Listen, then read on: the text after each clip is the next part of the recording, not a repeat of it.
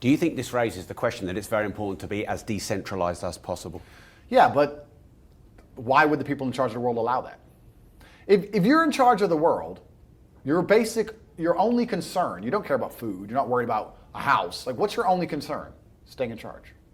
You're in charge of the world. You have one concern in your life, staying in charge. Are you going to decentralize information and power? Are you going to allow that to happen? Doesn't mean you can't create it for yourself as best you can. Well, I'm sure there's people out there who could try very hard, and some people are doing it. I've moved to Rumble. Off of YouTube, I've moved to rumble.com, which is a YouTube alternative, and he's an absolute hero. He's fighting for free speech, and he doesn't censor me in any way. He's a complete hero. Absolutely, and people are fighting and standing up. But I'm saying that you are fighting against a very powerful competition, exceptionally powerful competition.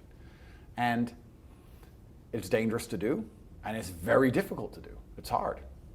But yeah, I love the idea of a decentralized, fair world.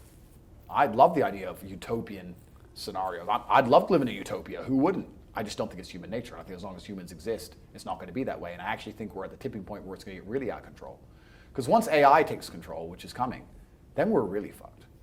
Because the current limit on the tyranny they can enact on the populace is how far the police force can be brainwashed, right? If they kill everyone who's got blonde hair, if the police force are brainwashed enough, they'll do it. But if they're not, then the elites can't enact that law because the police will say no.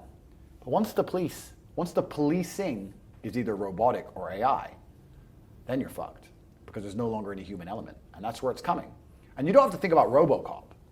You have to think about AI as a whole. You have to think about your life being controlled to the point where your bank and your money and your social media and your passport number and everything is linked together to the point where the second you say something wrong on Facebook, there's a repercussion to whether your passport can be used, whether your bank is open.